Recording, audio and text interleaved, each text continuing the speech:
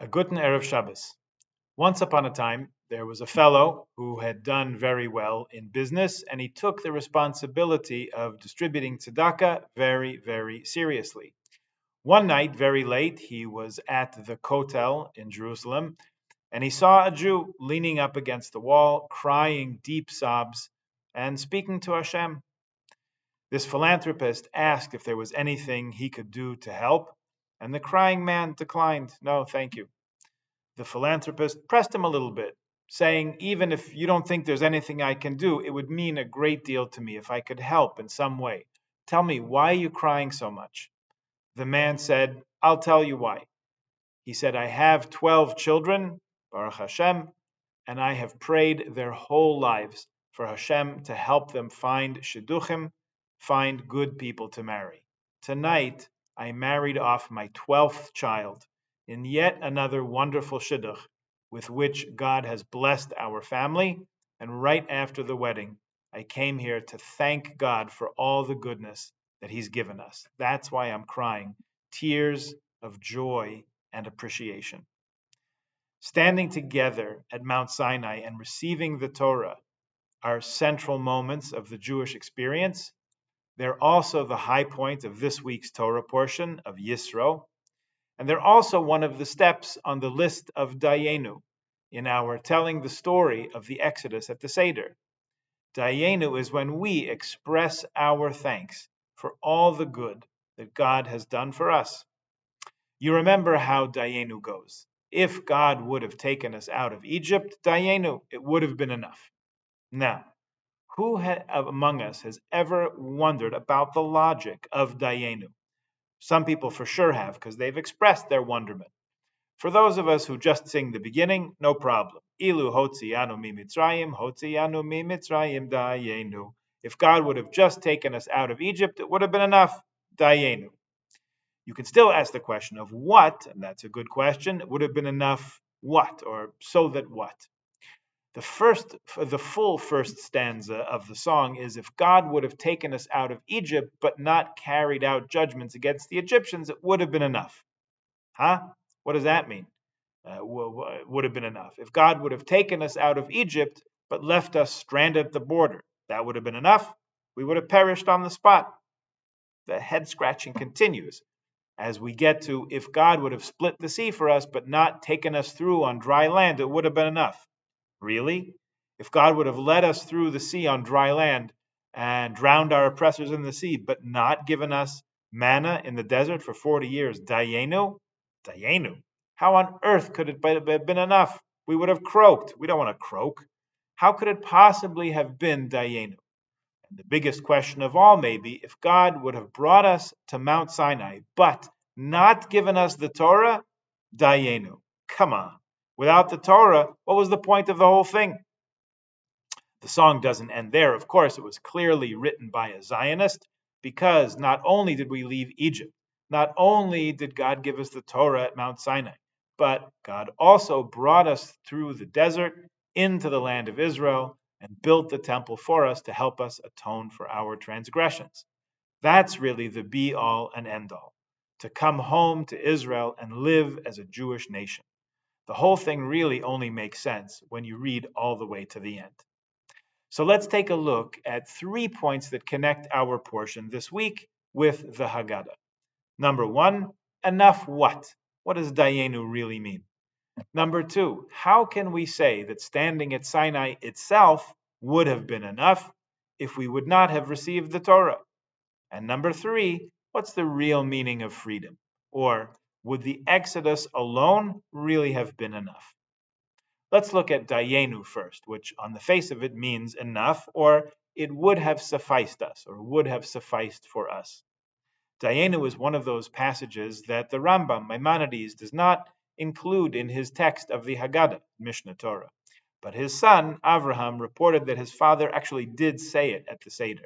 Apparently, the Rambam didn't feel it was required to say it, but it was optional, and in fact, he did.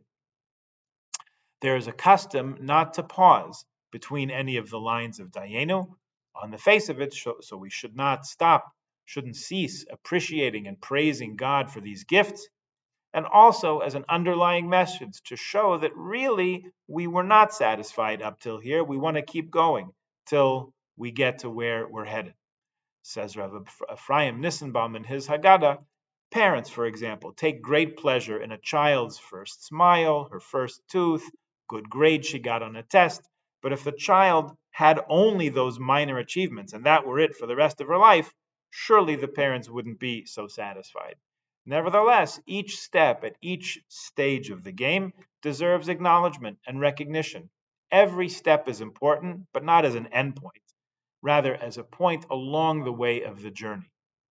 Rabbi Twersky writes that we have to learn the lesson from Dayenu to be grateful for every favor we receive, even if at the moment we don't necessarily see or understand its ultimate good. The Dayenu means it would have been enough for us to give thanks. Just for this alone, we should give thanks, even though the eventual benefit maybe wasn't clear at the moment. He says the ability to express gratitude is a vital component of spirituality. It's a difficult thing for many people because maybe we don't like to feel we're in debt of others or in any way beholden to other people.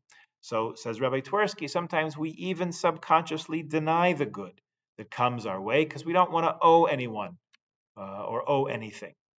Advancing in spirituality means advancing in the ability to recognize and acknowledge the kindnesses we receive and express our gratitude for them in an appropriate way. Sfas Emes adds that each of the events in Dayenu would have been enough to motivate us and to inspire us to work on ourselves, to make ourselves a little better, a little bit more spiritual. This highlights the fact that change is not sudden, it's gradual. There's no switch you can flip to make yourself all of a sudden a better person. It's an incremental process, step by step.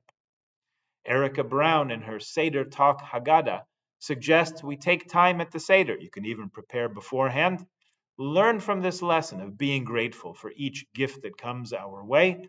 So at the Seder, she says, think back to something that maybe we failed to acknowledge our gratitude for when it happened, and make up for that missed moment by mentioning it and expressing appreciation for it now. Now, what about this question of the value of standing at Sinai, even if we would not have received the Torah?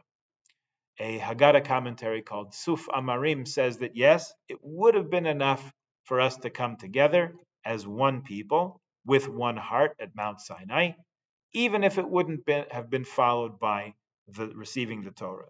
That achdus, the unity of the Jewish people itself that took place there, was that precious.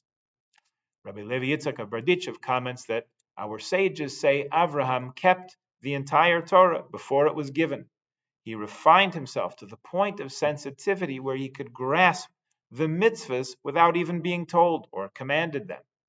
At Mount Sinai, by virtue of being together as one, being with one heart, as Rashi famously says, one heart like one being, we cleansed ourselves of any spirit of impurity. We opened our hearts and our minds.